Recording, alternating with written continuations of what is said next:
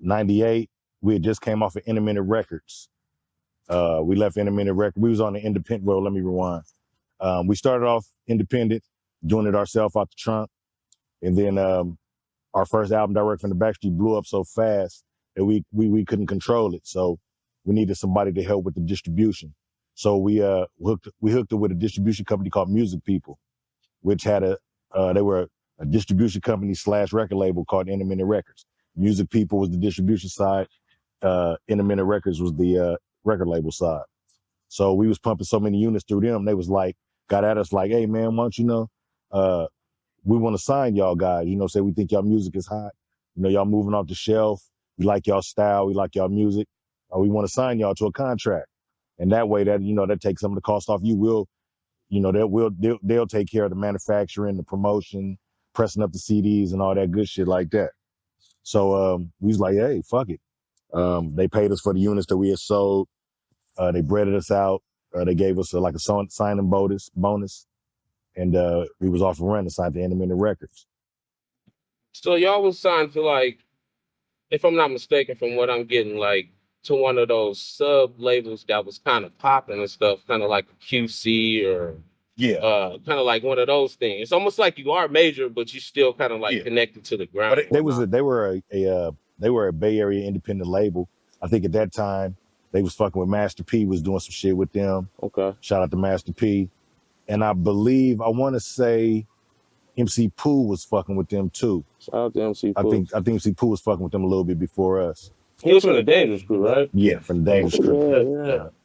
See, I'm telling my age, y'all. So I always had a question, like, when it would come to regards and like having those kind of labels, how did y'all keep track of how many units y'all sold? Well, see, now that's the tricky part. The record label keeps track of all that. We don't have the records to all that. And back then there wasn't no computers, you know, it wasn't like we can Google the shit and see how many units we sold. Was there ever a conversation that y'all had with them? Like, hey, how many records did we sold? Like, can you show me on paper? And did they show you? They had books. They used to let us see the books and shit, but you know, in the music industry, they can cook the books or they can show you a different set of books. You know what I'm saying? They can tell you sold this, but really you sold that. So we was dealing with that like back in the 90s. Like I said, it wasn't no Google. It wasn't no, you know, we couldn't go on Spotify and check the stats. We couldn't go on, you know, we didn't have platforms like that back in the 90s. So it was basically off what the record label told us, you know. And then you can go get you a lawyer and you can investigate and you can send the IRS into their books and, you know, and really go deep like that. But ain't nobody trying to go pay no that money shit takes to do money. all Yeah. That shit takes money. That's right. All right, so a niche part of Totally Insane fan base are like people that are incarcerated. And I always want to ask this question as well. They be having original copies. How did they get them CDs and tapes back there, bro? Like, this ain't like the streaming era where you can just go online or whatnot, but how was they getting them? Shit, I'm thinking that maybe they was holding on to them all them years. Maybe that, you know, maybe those CDs were so precious to them they just kept them in good condition. I don't have none of those CDs. So if you see me on the streets, I don't have any of those. I don't know, bro. That's a good question. All my folks in the pen be bumping that shit to this day, and they still got the CDs and shit. I don't know. That's wild. That's a good question. Because either way it goes, they had to purchase that. Right. So that's somebody still selling. Right. Somebody's still selling, or they held on to the old. Yeah. All right, man. So back to the Palo Alto thing, bro. And I got to break this down with somebody I know who got some history. Because when I ask the younger folks, they be kind of all over everywhere. The word road. Let's break this down, bro. What does that word mean? Where does it derive from? And when anybody from the Bay Area hears it, they know exactly where it reverts back to. Well, it's definitely an East Palo Alto original word.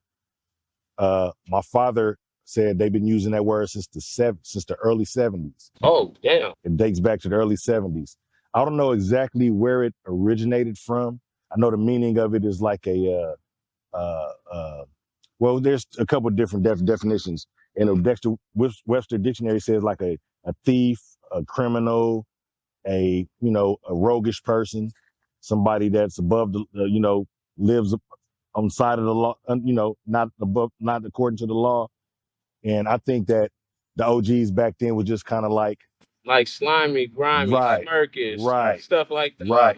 And I think they just use that word to like say, like, you know what I mean? Like, yeah, I never knew. I always thought it was associated with something else, but see, that just took me for a whole. No, it's a street term. It came from the block. My pop said from the 70s. That was back when niggas was playing that doo-wop and that soul music with them open down button shirts, and they be clowning these young boys with the tight pants. Because one day I was hollering at my pops, and he kept saying the word rogue. I said, wait a minute, OG, what you know about the word rogue? He said, fool, that's our word. We gave that word to y'all. That shit come from the early 70s and late 60s. We passed that shit down to y'all. It's a lot of history in East Palo Alto specifically. And like you, I was born in Stanford. I was born in Palo Alto. You know what I'm saying? Came straight to Alberni Street. So. And I was talking to, like I said, I was talking to my Florida homies. I'm like, man, I grew up in St. Louis. I'm more St. Louis. He said, bro, you are where you from, where your birth certificate. I said, and I looked at it, I said, yeah. well, Real shit. It is what it is, dog.